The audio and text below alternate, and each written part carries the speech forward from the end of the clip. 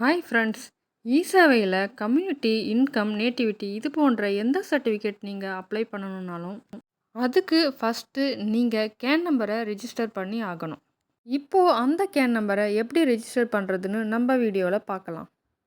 கூகுளில் டிஎன்இஜேன்னு டைப் பண்ணுங்கள். டைப் பண்ணி சர்ச் பண்ணதும் உங்களுக்கு எல்லா லிங்க்கும் ஓப்பன் ஆகும். அதில் ஃபஸ்ட்டு இருக்க டிஎன்இஜே லிங்க்கை கிளிக் பண்ணுங்கள். இந்த லிங்க்கை கிளிக் பண்ணதும் உங்களுக்கு அஃபிஷியல் வெப்சைட் ஓப்பன் ஆகும். இப்போது இந்த பேஜில் பயனாளர் உள்நுழை அந்த பட்டனை கிளிக் பண்ணிவிட்டு ஐடி பாஸ்வேர்டு என்டர் பண்ணிவிட்டு கேப்சாவை என்டர் பண்ணிவிட்டு லாகின் பட்டனை கிளிக் பண்ணுங்கள். இப்போது உங்களுக்கான டேஷ்போர்டு ஓப்பன் ஆகும். இப்போது ரெவன்யூ டிபார்ட்மெண்ட் லிங்க்கை கிளிக் பண்ணுங்கள்.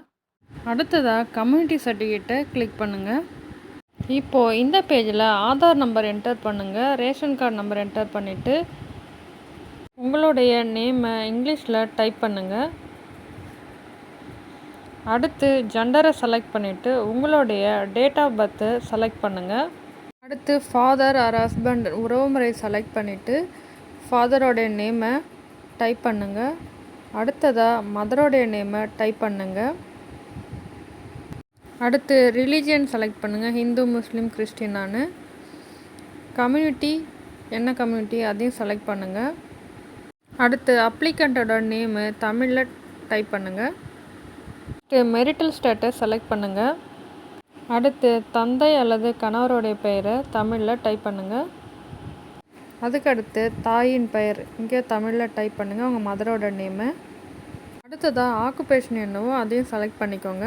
அடுத்து உங்களுடைய அட்ரஸ் டீட்டெயில்ஸ் எல்லாம் என்டர் பண்ணணும். ஸ்டேட் ஆல்ரெடி செலக்ட் ஆகியிருக்கும். டிஸ்ட்ரிக்ட் செலக்ட் பண்ணுங்கள். அடுத்ததாக தாலுக் செலக்ட் பண்ணுங்கள். அடுத்து ரெவன்யூ வில்லேஜ் செலக்ட் பண்ணுங்கள். அடுத்து ஸ்ட்ரீட் நேம் இங்கிலீஷில் டைப் பண்ணுங்கள். டைப் பண்ணிவிட்டு தெரு பெயர் என்ற இடத்துல ஸ்ட்ரீட் நேமை தமிழில் டைப் பண்ணுங்கள். அடுத்ததாக டோர் நம்பர் என்டர் பண்ணிவிட்டு பின்கோட் நம்பர் என்டர் பண்ணுங்கள். அடுத்ததாக பர்மனண்ட் அட்ரஸும் கரண்ட் அட்ரஸும் சேமாக இருந்ததுன்னா அங்கே இருக்கிற செக் பாக்ஸை கிளிக் பண்ணுங்கள். அடுத்து உங்களுடைய மொபைல் நம்பரை என்டர் பண்ணுங்கள். என்டர் பண்ணிவிட்டு ஜென்ரேட் ஓடிபி கொடுங்க. இப்போது உங்களுடைய மொபைல் நம்பருக்கு 4 டிஜிட் ஓடிபி நம்பர் வந்திருக்கும். அந்த நம்பரை இங்கே என்டர் பண்ணுங்கள். அடுத்து கன்ஃபார்ம் ஓடிபி கொடுத்து ரிஜிஸ்டர் பட்டனை கிளிக் பண்ணுங்கள். ரிஜிஸ்டர் பண்ணதுக்கப்புறம் உங்கள் name, date of birth, Aadhaar number edit பண்ண முடியாது. இப்போது உங்களுக்கான கேன் நம்பர் ஜென்ரேட் ஆகிடும். ப்ரொசீட் கொடுத்து சர்டிஃபிகேட்டை அப்ளை பண்ணிக்கலாம்.